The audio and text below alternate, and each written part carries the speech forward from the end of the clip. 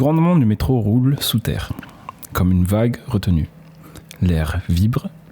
Xavier est assis sur un banc, un carnet entrouvert sur les genoux, mais il n'écrit pas. Il regarde, il écoute. La station est un carrefour de trajectoires invisibles, une mécanique de destin qui s'effleure sans se toucher. Il y a quelque chose d'étrange dans un métro. Chaque arrêt est une hésitation, une phrase qu'on pourrait finir autrement. On monte, on descend, on s'attarde sur le quai, ou on se laisse happer par une rame qui nous emporte ailleurs, comme si la vie se réduisait à ça, une suite de correspondances hasardeuses. Un homme court, son souffle brisé en saccade, il tend la main, effleure la porte. Trop tard. Les bâtons se ferment sur son espoir. Un instant de flottement. Puis un jurant qui claque en espagnol. Xavier esquisse un sourire. Parfois, tu rates ton train. Et parfois, c'est un coup du destin qui t'évite de prendre la mauvaise direction. Mesdames et messieurs, bonjour et bienvenue dans Parlons Mariage, un podcast dans lequel on parle de mariage et de tout ce qui gravite autour. Ce que vous avez entendu en préambule est un extrait de L'Auberge espagnole, un film réalisé par Cédric Clapiche et un des films préférés de notre invité du jour. Bonjour Sarah, comment vas-tu ? Bonjour. Quelle introduction. Ça va très bien, merci de m'inviter et j'ai envie de re-regarder L'Auberge espagnole. Bien joué mec, ça a marché, c'est bon. Et du coup j'enchaîne, est-ce que tu pourrais te présenter s'il te plaît pour les personnes qui ne te connaissent pas ? Qu'est-ce que tu fais dans le milieu du mariage ? Qu'est-ce que tu aimes dans le milieu du mariage, dans ce que tu fais ? Alors je m'appelle Sarah, mon nom commercial, Ton nom de scène. c'est Sarah Maki. Donc je suis maquilleuse. Ça donne des indications. Voilà. C'est bien pour le SEO. C'est vrai. MUAH dans le jargon du mariage. Ça fait 6 ans maintenant que je fais ça à temps plein. Donc j'ai 34 ans aujourd'hui. J'habite à Dax, mais j'exerce un peu partout, pas que à Dax. Je me déplace pas mal.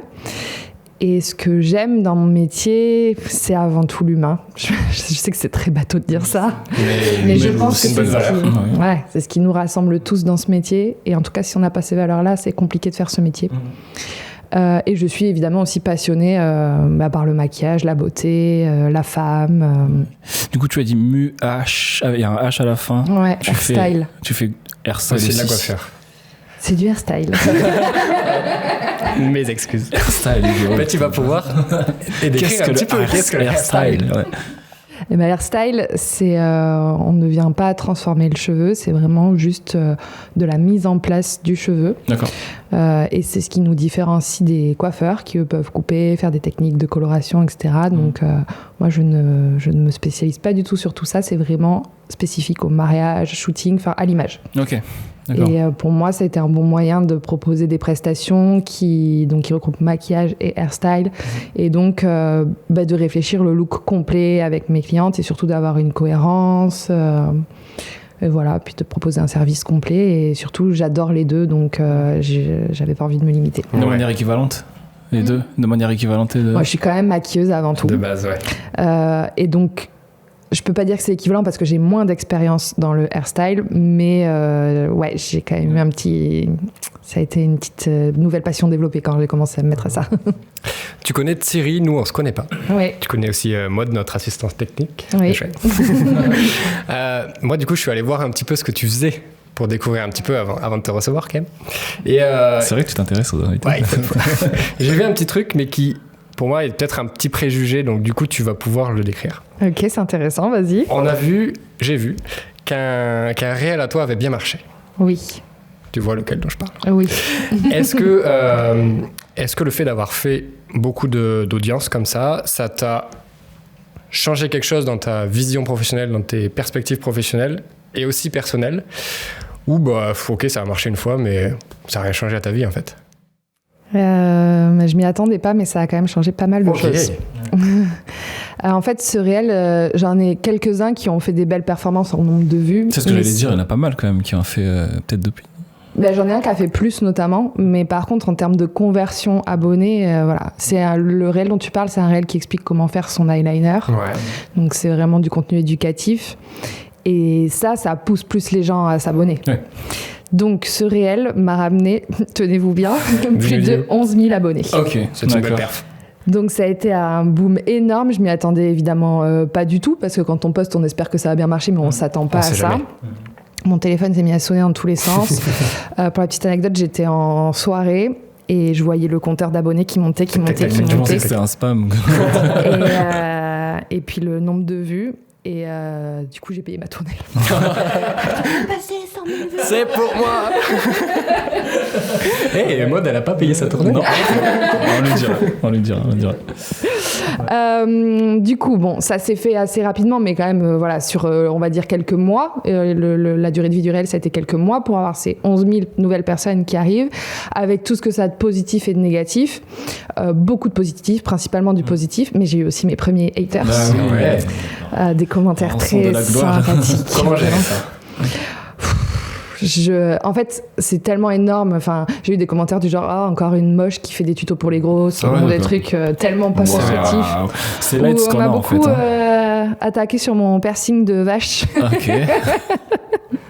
Bon, voilà. C'est comme ça. C'est pas des choses qui m'ont touché, qui touchaient un point sensible, donc ça va. Mais est-ce que ça a orienté après ta façon de communiquer sur Instagram? Est-ce que professionnellement ça a changé quelque chose pour toi en termes d'opportunités aussi? Et oui. je suppose, enfin plus tard, en termes de charge mentale, etc. Ouais, justement, tu touches du doigt un point important que j'avais pas forcément anticipé non plus. C'est que d'un coup, je me suis dit, oulala, mais tous ces gens, ils se sont abonnés. Ils attendent quelque chose. Entretenir quelque chose. Ouais. Parce que moi, quand je m'abonne à quelqu'un, particulièrement des tutos make-up, je sais très bien, je suis abonnée à plein de contenus de ce style. J'attends, je check le prochain tuto, etc. Donc là, d'un coup, je me suis dit, oh là là, il faut que je fasse du contenu, etc. Sauf que c'était pile au moment où je partais en vacances. Donc je me suis mis à pré-tourner des trucs. J'ai enregistré des voix off dans les toilettes de l'aéroport. Enfin, ça s'entend d'ailleurs. J'étais en mode, il faut que je poste tout le temps, toutes les semaines, etc. Ça m'a mis une pression énorme. Et puis en plus, j'ai jamais réussi à faire mieux. Donc du coup, j'étais tout le temps dans la déception de ça marche plus, mais qu'est-ce que je fais mal? Donc jusqu'à ce que je lâche et je me dise ok, c'est pas grave, si les gens ils sont pas contents de s'être abonnés, qu'ils sont déçus, ils se désabonneront et puis on va garder que les gens vraiment intéressés par ce que je fais vraiment. Et je fais un peu des tutos, mais c'est pas le principal de mon activité. Donc depuis, ça a quand même redescendu un petit peu, mais je continue à garder une base de gens intéressés, donc ça c'est très cool.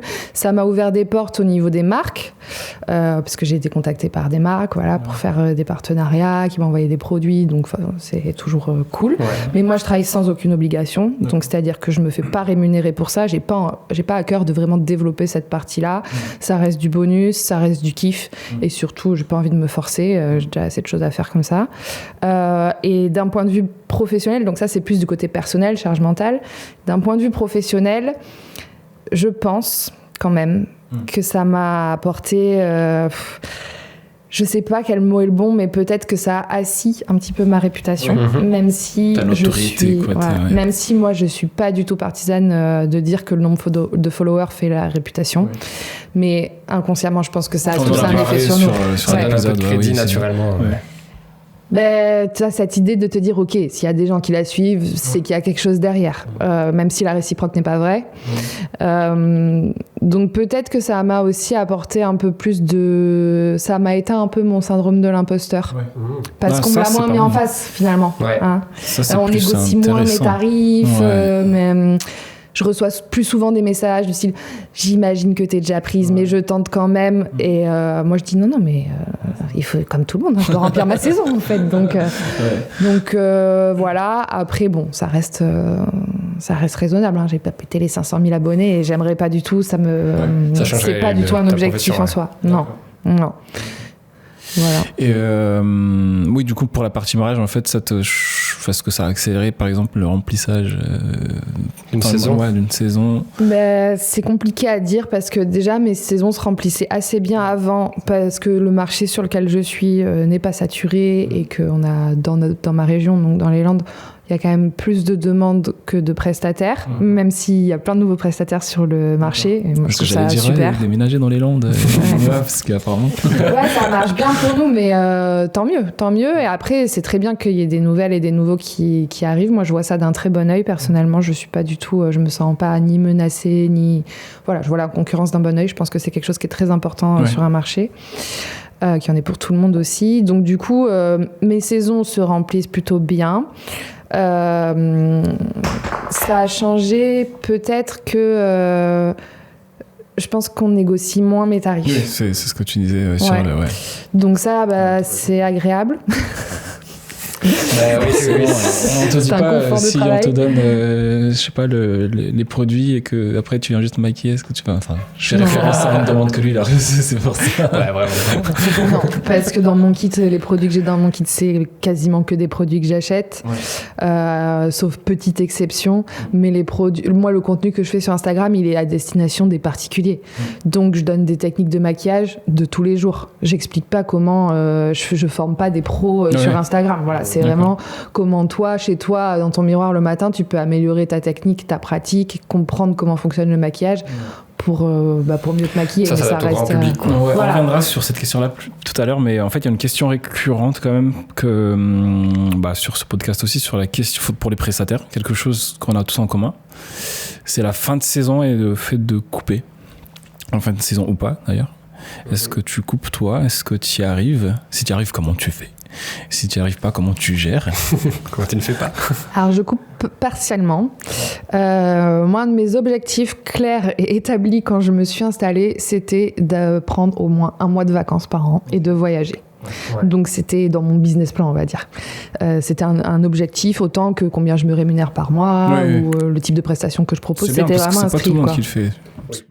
Après, voilà, moi, j'ai une reconversion après un burn-out. Donc, je savais que ça, c'était essentiel à mon équilibre. Voilà. Ça s'est pas fait la première année, évidemment. Ça fait 3 ans maintenant que j'arrive à avoir ce mois off. Ce qui fait que forcément, je coupe parce que je pars en sac à dos à l'autre bout du monde. Donc, j'ai pas d'ordinateur. Ouais, c'est pas comme nous, on a les appareils quand même et du coup, on coupe pas complètement. Alors après, je coupe pas complètement parce que j'ai toujours Instagram. Et que Instagram, déjà, si tu veux survivre, il faut pas disparaître pendant un mois de la plateforme. Et en fait, pourquoi je fais des tutos, pourquoi j'entretiens mon Instagram, c'est tout simplement parce que je kiffe ça. C'est naturel chez moi. Voilà. Depuis le Skyblog, j'aime partager la vie. Arrête, je sais pas moi. C'est quand même. Pourquoi t'as quel âge ? Génération Z. Vas-y. Je sais pas. Il a un complexe à J'ai 28 ans.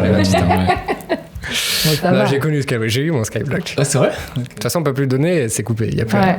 On peut pas rechercher. Donc, du coup, je coupe pas à 100%. Mais je réponds pas aux mails, je réponds pas aux messages, vraiment orienté, les mariages, etc.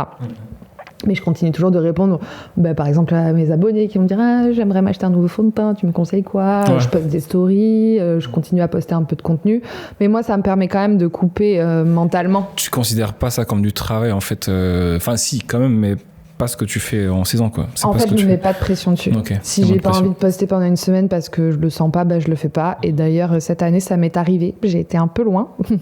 Et en fin d'année, j'ai fait un rejet complet et j'ai carrément déconnecté mon compte pro de mon téléphone, mon compte Instagram pro, pendant 1 semaine parce que je pouvais plus. C'est fort. Ouais. J'ai jamais réussi par ça. De toute façon, moi, je pense que je fais ça. C'était les fêtes après. Je me souviens pas de mot de passe, moi. Après, il y a plus de film vidéo. Ah, mais je l'ai pas. Vous avez le truc bleu ou pas ? Non, j'ai pas. Ah oui, non, mais c'est pas la même chose. Mais oui, d'ailleurs, ça a été suite à cette montée d'abonnés. Tu t'es pris je me suis dit. Si je perds ça demain, est-ce que ça va avoir une influence sur mon côté pro ? Et oui, je pense que oui. Je pense qu'aujourd'hui, ça fait partie intégrante de ma stratégie. Et du coup, j'ai pris l'abonnement là, à 16 € par mois pour être certifiée. C'est pour ça qu'il y a le Face ID, parce que moi, j'ai pas ça. Je suis pas sûr que tu aies besoin de la pastille bleue pour avoir le Face ID. Moi, je l'ai, le Face. Mais toi, t'es Android, je sais pas, il y a peut-être un autre système. Ouais, Android, en plus, c'est un vieux téléphone. C'est peut-être ça, plutôt. Là, on parle des vacances hors saison. Ouais.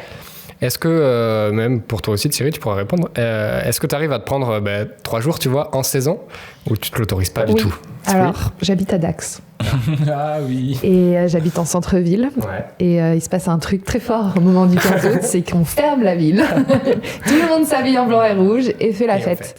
La première année, alors moi quand j'ai commencé c'était le Covid, donc il n'y avait pas les fêtes de Dax. Et la première année où il y a eu les fêtes, j'avais pris un mariage à Bordeaux. Un mariage qui a été un tournant dans ma carrière parce qu'il y a eu plein de choses qui m'ont fait réaliser qu'il fallait que je change de manière de faire sur tout un tas de choses. Et notamment que c'était quasiment impossible pour moi de travailler pendant les fêtes parce que ça veut dire sortir ma voiture avant, stocker mon matériel quelque part. Ça veut dire que quand je reviens du mariage, il faut que je garde ma voiture quelque part, que je stocke mon matériel quelque part, que je rentre à pied. Méga logistique. Voilà. Donc en fait, et puis je peux même pas dormir chez moi. Je suis en plein centre-ville. Donc du coup, je ferme pendant les fêtes. Je ne prends pas de mariage pendant les fêtes et du coup, je suis obligée d'avoir cette coupure. Voilà. Après, c'est pas forcément du repos, mais je coupe. Parce que tu fais les fêtes. Et puis je croise toutes mes clientes. Ah ouais. Franchement, dans les Landes, les fêtes, c'est quand même un truc. Donc, on se dit, ouais, on se revoit aux fêtes, J'ai des clientes ça m'est arrivé 3 fois quand même, pendant les fêtes, qu'une personne me saute dessus, parce que l'ébriété dans l'air. Oui, c'est Sarah Maki, je vais te réserver pour mon mariage, mais tu le sais pas encore. Tu sais pas qui je suis, mais il n'y a pas de souci. Ça va arriver les contacts clients, tu vois, c'est elles vont se reconnaître si elles écoutent ça. Trop chouette, parce que c'est un premier contact qui est forcément dans la bonne humeur, la joie et tout ça. Donc, ça te met directement dedans, voilà. Quoi. Et le reste du temps, j'essaye quand même de prendre... J'essaye d'avoir au moins 2 jours off par semaine, minimum 1. En saison ? Ouais, même en saison. Bien. Parce que j'ai fait 100 et je me suis rendu compte que je ne pouvais pas fonctionner sans. Ouais. Donc voilà, là on est en plein dedans en ce moment. C'est vraiment l'équilibre vie pro-perso, c'est le sujet du moment pour moi parce que j'ai envie de durer. Ouais. Et du coup, voilà, je suis en mode tortue plutôt que lièvre.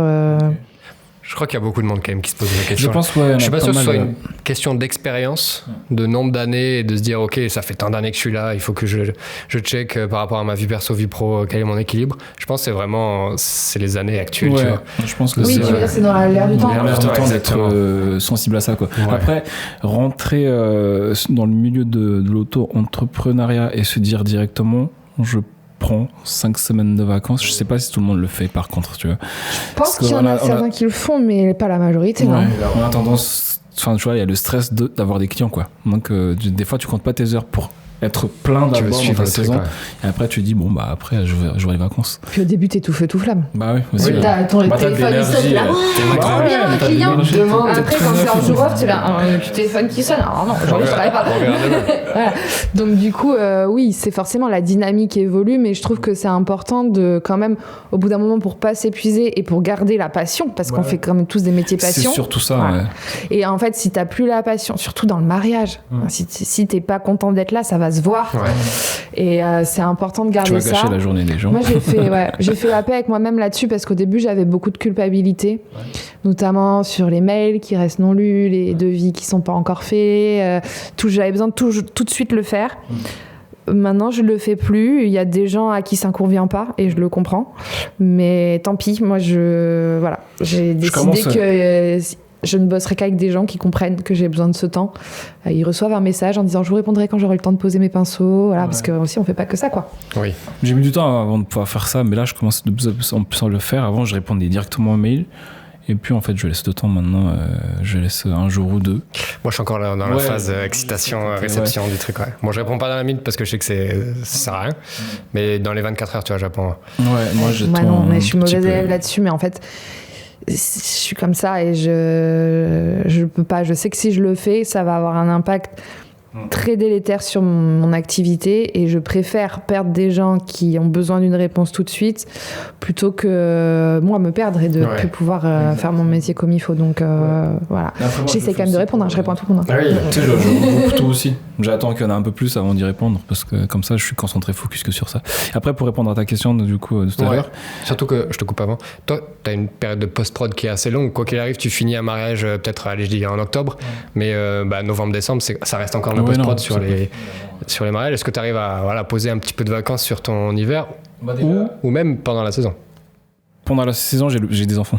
Donc en fait, ils sont en vacances quand il y a les vacances scolaires. Donc si je veux partir en vacances avec eux, c'est des filles, je dois, enfin c'est obligatoire. Je prends une semaine minimum, 2 semaines si je peux. Mais il se trouve que l'année passée j'ai bossé quand même un peu pendant cette période-là et je m'en suis voulu à fond. T'as culpabilisé? Ouais, mais j'avais pas le choix en fait. Sinon je terminais pas. J'ai terminé en Noël cette année, le post-production, la veille de Noël. Donc ouais. Mais dans tous les cas, je suis obligé de faire ça. J'essaie de vraiment aussi de faire comme toi, pas 2 jours. J'essaie de prendre le lundi à chaque fois. C'est dur. Mais j'ai au moins le lundi matin où je fais vraiment rien. Tu dors. Vraiment pour la pause, quoi, pour reposer la tête. Mais ouais, mais moi j'ai cette obligation-là aussi, d'avoir des enfants qui ont besoin d'attention et qui m'obligent à faire une pause, quoi. Donc ouais, je pense que ça me sauve un tout petit peu. Ça, c'est un vrai sujet, prestataire avec enfants versus sans enfants. Ouais, franchement, la gestion du métier. Non, mais ça m'oblige du coup, ouais. Mais il y a des points positifs dans ça. Après, ça dépend aussi de ce qu'on entend par jour off. Hein. Parce que moi, je me cale dans mon agenda 2 jours déjà pour profiter de mes proches. Moi, j'habite pas encore avec mon compagnon, donc si on veut se voir, on habite un peu à distance, je suis obligée de poser ces jours-là. Donc ça, c'est évidemment très important pour mon équilibre. Et si je sais que je suis en jour off, par exemple aujourd'hui je suis en jour off, tu vois, mais je suis là quand même. Mais je m'interdis pas de faire des choses. Ça peut m'arriver de prendre mon ordi, de faire un truc ou typiquement de laver mes pinceaux, de faire mon réassort. Mais ma priorité, ce sera quand même de profiter. S'il fait beau et que j'ai envie d'aller me promener, je vais aller me promener. Si je suis chez moi et que ça me dérange pas de le faire, je le fais. Le boulot, je veux dire des trucs en rapport avec le boulot. Mais donc la plupart du temps, il y a quand même des choses qui ont attrait au travail. Mais c'est des jours où je suis pas obligée. Voilà.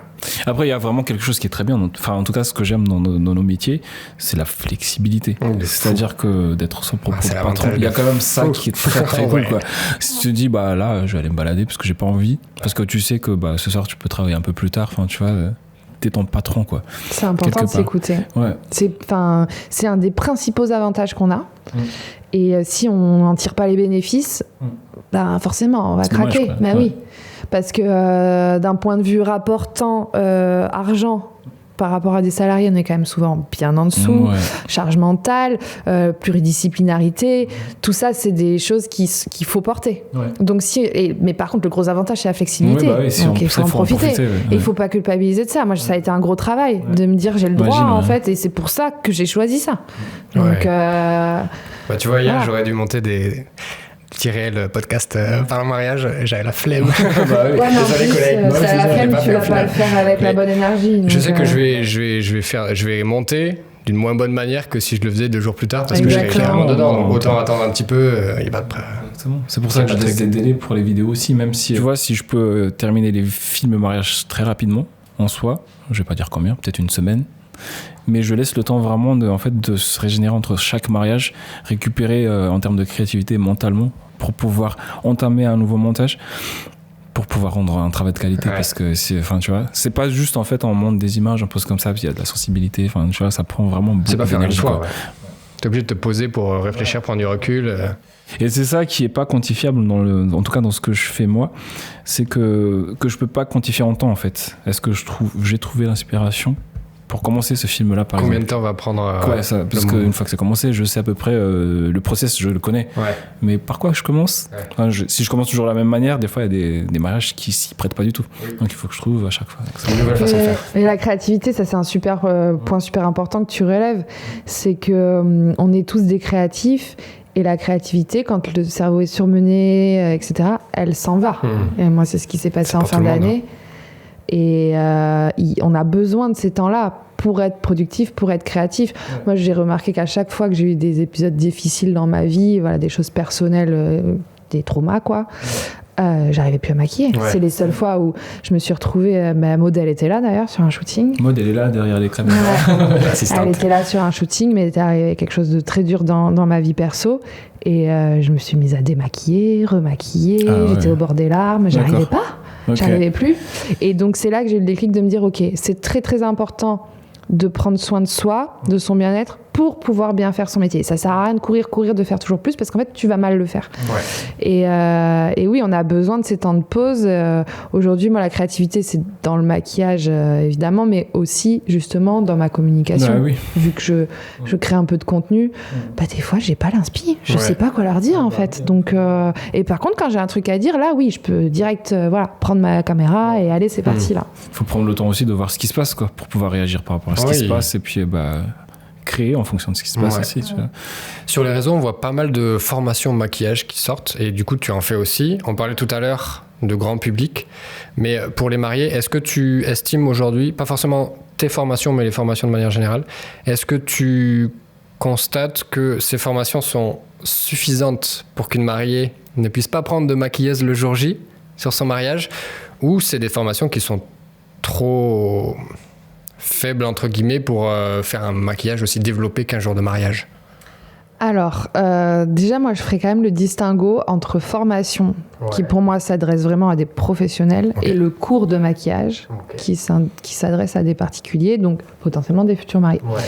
Comment se passe le premier, comment se passe le deuxième?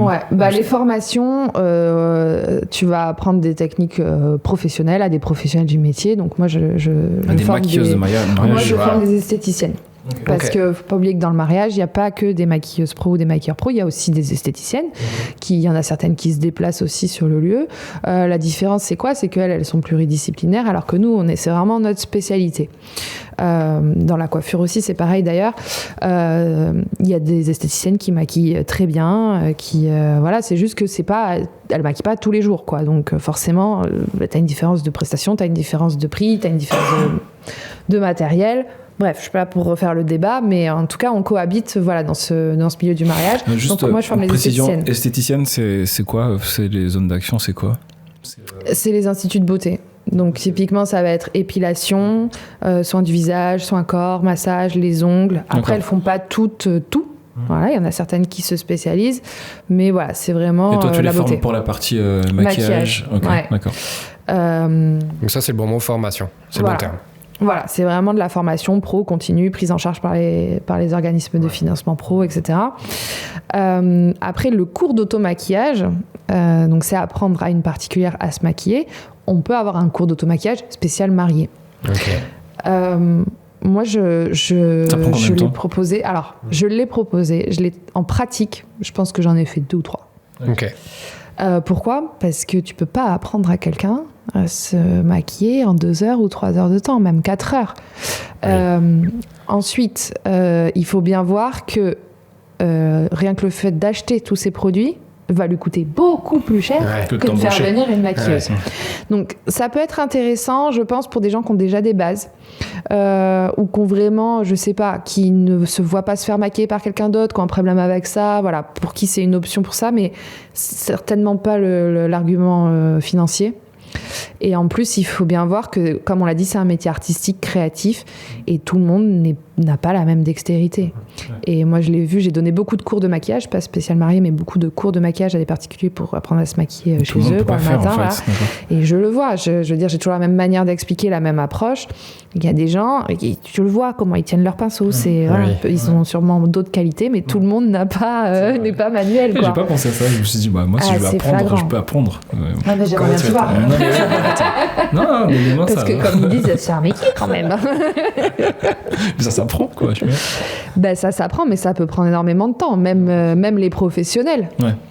Tu vois quand même, tu vois qui c'est qui a le truc ou qui a pas le truc. Et je le vois aussi en formation, d'ailleurs, même chez des professionnels. Il y en a, elles auront bon maquillé, elles auront jamais l'aisance de quelqu'un qui a le truc naturellement, quoi. On fait le lien avec la vidéo, donne une cam à quelqu'un pendant un mariage, ton œil sera ton œil, et est-ce que tu peux aiguiser un œil aussi facilement que quelqu'un qui a une petite vision artistique, tu vois? Il y a des gens qui voient pas. La preuve, il y a quand même des clients qui prennent des prestataires qui font des choses qui nous paraissent même pas sortables. Absurde. Et il y a des gens, ça leur plaît. Donc ça veut dire qu'on n'a pas tous le même regard sur l'esthétique. C'est vrai, mais bon. Il y a des bases quand même. Des bases, je suis un peu à cheval sur les bases quand même. Dis-nous.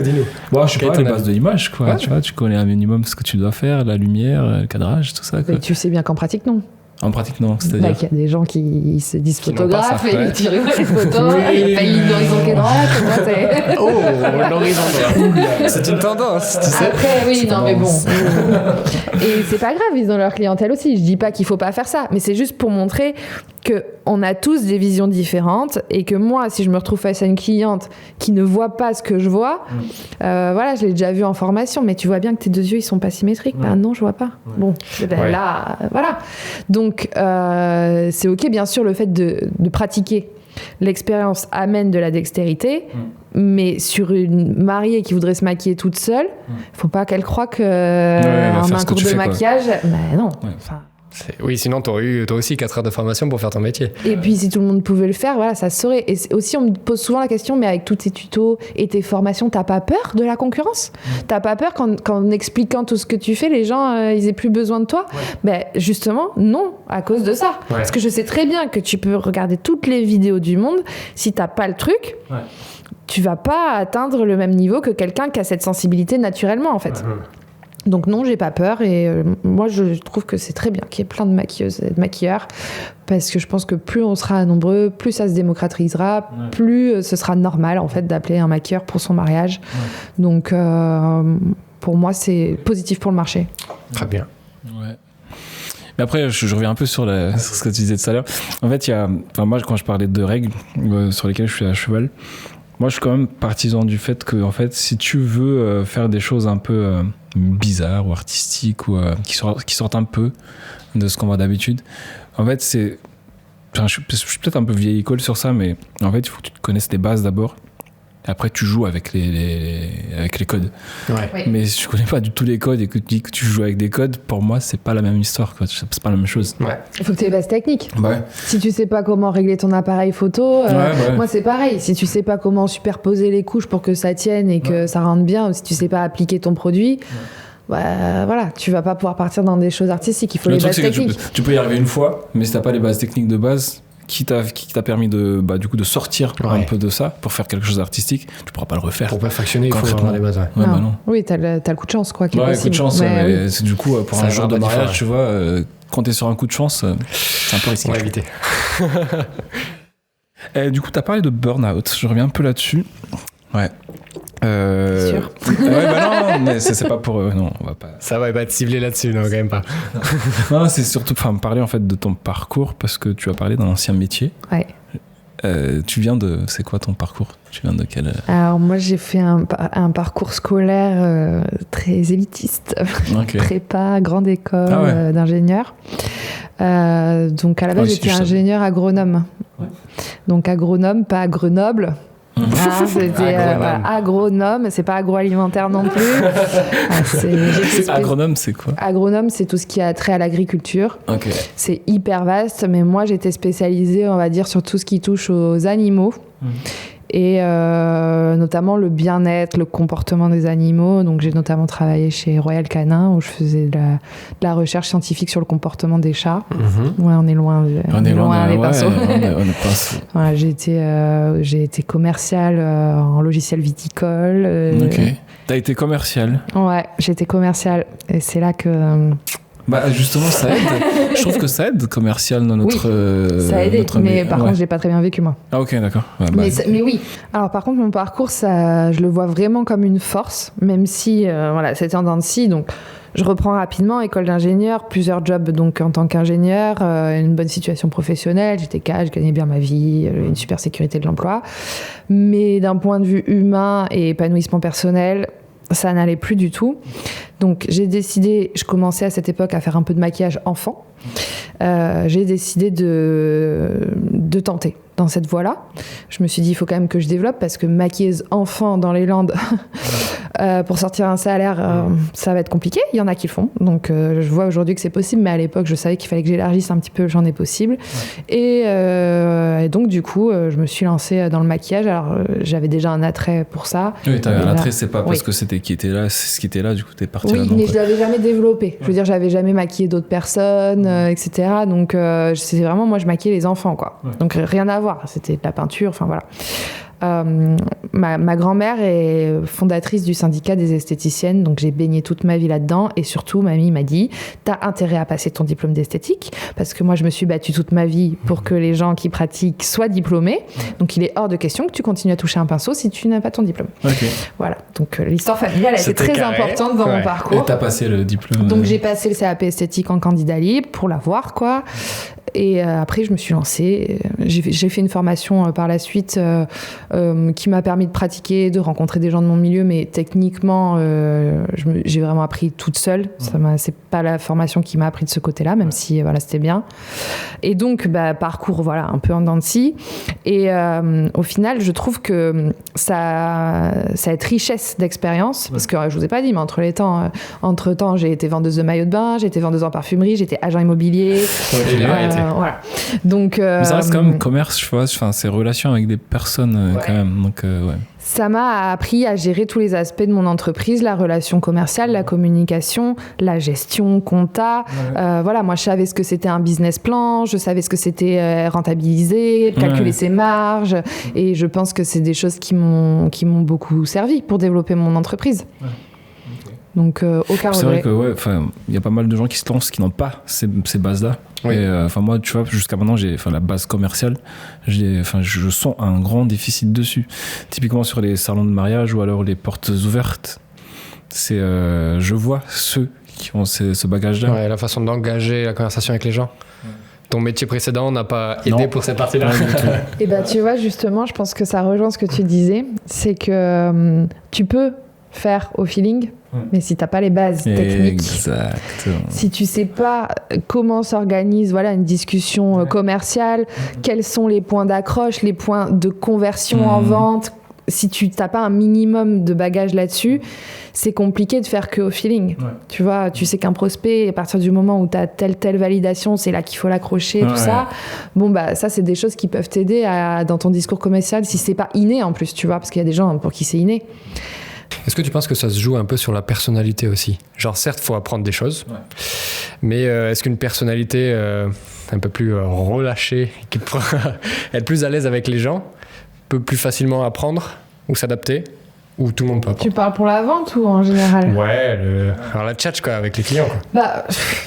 Oui et non. Je pense que de toute façon, dans nos métiers, comme je disais, c'est quand même important d'aimer les échanges humains. D'aimer les personnes. Voilà. Si t'aimes pas ça, ça va être compliqué de travailler sur les mariages. Mais il faut garder sa personnalité aussi. Et on sait qu'il y a quand même plein d'introvertis dans le monde du mariage. Il y en a autour de cette table. Je pense pas que ce soit un frein. Du moment que t'as pas besoin d'être expansif pour avoir une bonne relation client, mais effectivement il faut quand même faire l'effort de savoir sortir de sa zone de confort pour aller se former sur les choses où on sait qu'on est un peu plus faible. Moi je dis que ma pluridisciplinarité, mon expérience m'a aidée sur beaucoup de choses, mais il y a plein de choses sur lesquelles j'ai dû me former. Par exemple, le fait d'avoir fait le CAP esthétique, ça m'a été hyper utile pour la compréhension de la peau, de la cosmétologie, des règles d'hygiène. J'aurais pas pu me passer ça, même si je savais déjà maquiller, entre guillemets. Voilà. Donc, on a toujours des choses à améliorer. Je pense qu'on est en perpétuelle évolution dans nos entreprises et que c'est justement quand on se dit c'est bon, tout va bien, je suis au top. C'est là que il y a un souci.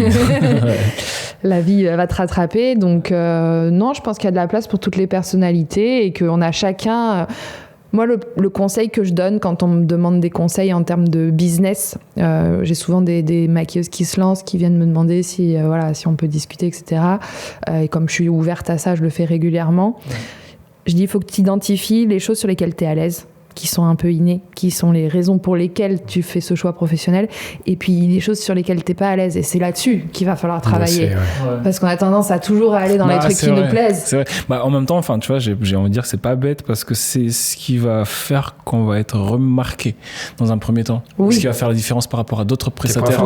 C'est-à-dire que tu travailles tes points forts, c'est ça qui va faire la différence entre deux vidéastes, par exemple. Mais il faut pas oublier de travailler le reste ou de le déléguer.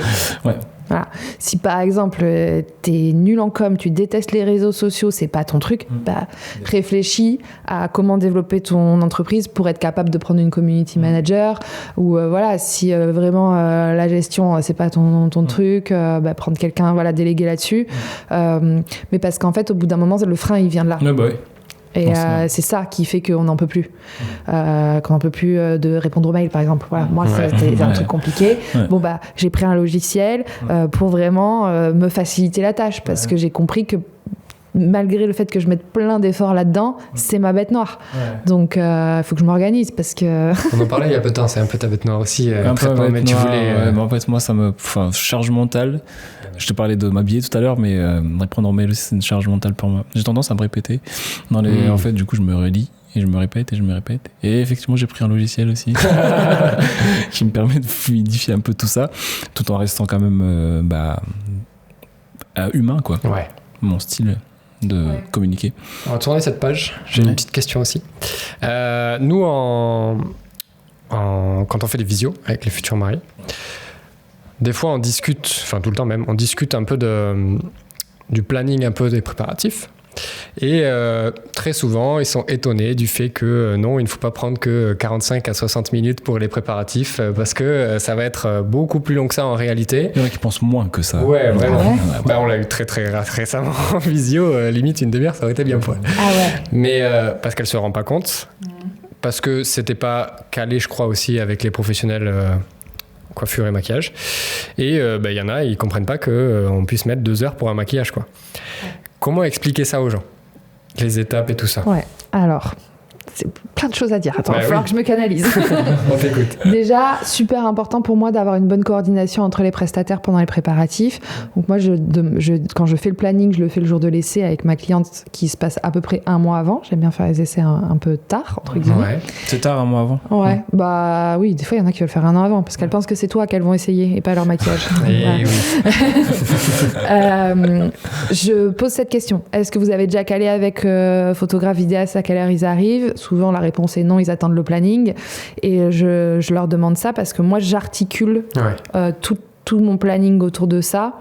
Mon but, c'est que tout s'enchaîne au mieux pour la mariée, qu'elle n'ait pas de temps de stress en robe, habillée, machin, où elle peut plus sortir, mais que ce soit pas non plus le rush. Donc j'essaie vraiment de travailler en bonne intelligence par rapport à ça et que vous ayez le temps de faire ce que vous avez à faire. Je sais que vous avez parlé par exemple du first look sur un épisode. Ça, c'est une question que je pose. D'ailleurs, là, j'ai une mariée qui m'a dit qu'elle avait un first touch. Est-ce que vous connaissez ça ? Attends, laisse-moi deviner. C'est ils se mettent sur un coin puis ils se touchent juste. J'ai cette image aussi. Je crois que en fait là, je sais pas s'ils vont être dos à dos ou si c'est elle va le voir mais lui il va pas la voir. Mais il y a un échange tactile avant la cérémonie mais il ne se voit pas. C'est la première année que j'ai ça. On n'a pas encore eu. Futur mariage, j'aime bien cette idée. Si vous avez ça en tête. C'est pas mal, je trouve.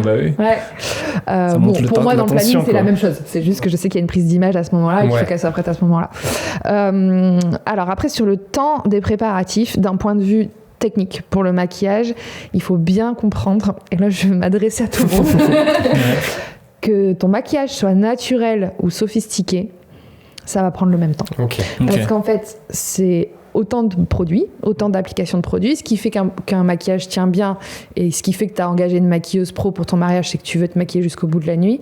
Ça va être la superposition des couches qu'on appelle le layering qui va vraiment permettre que ça tienne bien. Et ça, je veux dire que tu mettes du noir ou que tu mettes du beige, c'est pareil. Donc le rendu visuellement va être différent, mais les techniques sont les mêmes. Donc on arrête de penser que parce qu'on veut un truc naturel, ça va prendre qu'une demi-heure. C'est faux, et en plus c'est presque même l'inverse, parce que ça veut dire que tout doit être parfaitement estompé, tout doit être imperceptible, donc finalement c'est plus de travail. Ça t'arrive d'avoir des demandes justement pas naturelles du coup ? Enfin, moi j'ai l'impression qu'on demande quand même un truc assez naturel la plupart du temps. Mais en fait il y a un problème de sémantique, c'est-à-dire que j'ai fait l'exercice en formation avec mes stagiaires sur justement le module La mariée naturelle. On a tapé maquillage mariée naturelle sur Pinterest. C'est pas naturel. En fait, c'est des teintes neutres, tout est fondu, tout est bien harmonisé. Mais il y a beaucoup de taf derrière. Et c'est énormément de travail. Moi, je pense que quand je dis pas naturel, tu vois, quand tu rajoutes des choses. Du rouge, des bouts. Non, mais en fait, on les rajoute, c'est juste que toi, tu les vois pas. Ah ouais, d'accord. Non, moi, je te parle de paillettes, de trucs. Mais tu peux avoir un maquillage naturel avec des paillettes. Tu vois Par Alors, exemple, qu'est-ce mon que le maquillage maquillage aujourd'hui, naturel, oui. vous trouvez que je suis maquillée de manière naturelle ou pas? Oui. Bah oui, quand même. Oui, bah oui, ça m'a pris 45 minutes. Voilà, bon, Ok. typiquement. Ça marche. Donc ça, moi, j'ai pas trop ce retour des mariés qui sont surpris du temps. Ah, sinon, là, je hein. l'ai, mais ouais, mais parce que moi, forcément, j'ai un biais. Mes clientes qui viennent, elles savent déjà comment je travaille, je pense, et en plus, c'est une information que j'amène très tôt. Ok. Parce que moi, je leur dis que je peux prendre en charge que tant de personnes, que voilà, je parle direct du planning. Je trouve que c'est super important de pas dire à la dernière minute, au fait, j'arrive à 5h30 du matin. Voilà, je pense que c'est vraiment quelque chose à prendre en compte, même au moment où tu réserves, de savoir si tu prends une personne, 2 personnes, surtout que moi, je fais les 2. Donc forcément, j'ai que 2 mains. Donc si je maquille et que je coiffe la mariée, c'est 2h30. Ouais. Donc elle est bloquée pendant 2h30. Et moi aussi, je suis bloquée pendant 2h30 et je peux pas m'occuper des autres invités. Que quand on est 2, on peut faire un roulement.